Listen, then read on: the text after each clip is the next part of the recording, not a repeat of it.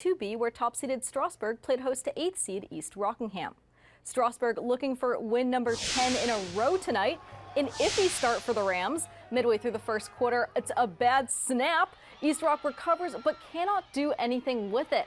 2 minutes left in the first. Strasburg gets things going. Taki Cody's rushes 10 yards into the end zone. 7-0 Strasburg. To the early second quarter now. Ryan Roller rolls out and he connects with Griffin Carter for the score. Strasburg quickly goes up 14-0 this evening. The Rams keeping the engine going in the second quarter. 3 minutes left. Taki Cody's running into the end zone for another touchdown. It's 21-0 East Rock. Now East Rock trying to get something going. Less than 2 minutes left in the half. Jakari Eves throws a nice pass to Zachary Joyner, moving into Strasburg territory.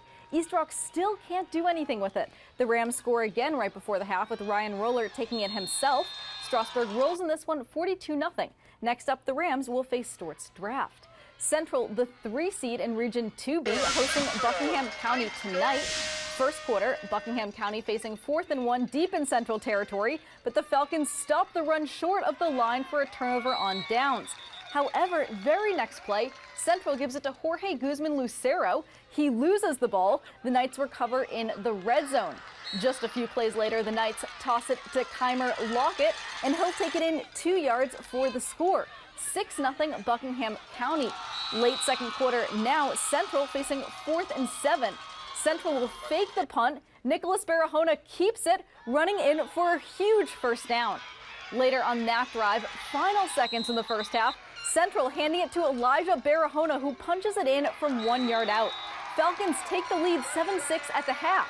We jump ahead to the fourth quarter now. Central in the red zone after a fumble. Tyler Forbes breaks through the hole, going untouched all the way to the end zone for the 19-yard touchdown run to make it 14-6. Central goes on to win 17-12. They'll take on Luray next week in the region semifinals. Luray on the road against Madison County in the Region 2B quarterfinals. Braden Jenkins cutting through defense for a 45-yard score to start us off. The Bulldogs lead 8-0. Next up, Wade Fox will connect with Justin Sloan to punch it into the end zone. Luray takes the lead 8-6. Now, Draven Stevens sees the hole on defense for a 50-yard touchdown coming right up, as Luray just jumps ahead tonight 16-6. Luray really having a great season, peaking in playoffs now. The duo of Fox and Sloan connect again just short of the end zone. This time Fox will see Billy Acton and just reaching past the pylon. But Luray sneaks past Madison County tonight, winning this one 52-38. The Knights fresh off winning the Valley District title, and tonight they face Spotswood in the Region 3C quarterfinal. Second quarter, TA down 14-7. Micah Shank sends this one deep, connecting with Calvin Young for a Knights first down. TA not able to score on that drive. Elliott Brown to Nicholas Sheets for a nice gain. Spotswood gets in the red zone. But the Knights start playing big on defense. Check out Brandon Petit with the sack. Moments later, it's the TA defense yet again. Brown to Sheets. Sheets will catch it. He'll break the tackle. Check out this catch, but doesn't last long. He will fumble the ball. Knights are quick to scoop that one up for a turnover. Turner Ashby next up with a chance to score, but the Spotswood defense comes up with the stop. The Blazers are still up by 7 midway through the third, but that does not last long.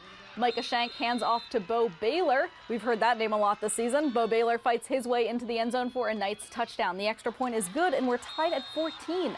End of the third, Shank on the run. A quick throw to Young. This will be caught for a first down, Turner Ashby. Turner Ashby makes their way downfield with a chance for a field goal. Ben Miller will make that field goal, put the Knights up 17-14. TA advances to the semifinals of the Region 3C playoffs, where they'll face the winner of Liberty Christian and Rustburg. In Region 1B, Buffalo Gap posts a 20-point win against William Campbell, while Luray dominates Madison County in Region 2B. Stewart's Draft powers past Clark County in Region 3C. Wilson Memorial falls to Brookville, while Stanton concludes a breakout season with a 35-0 loss to Heritage. Earlier today, we found out that the Attorney General for Washington has fired a civil lawsuit against the Washington Commanders, owner Dan Snyder, the NFL, and Commissioner Roger Goodell. The lawsuit claims that the Commanders misled the public about a toxic workplace culture, along with allegations of sexual assault, all in an effort to maintain fans and grow profits. Attorney General Carl Racine said, quote, "You can't lie, even if you're the National Football League." On to JMU football, where the Dukes return to Sunbelt play this weekend as they kick off a new conference rivalry against in-state foe Old Dominion.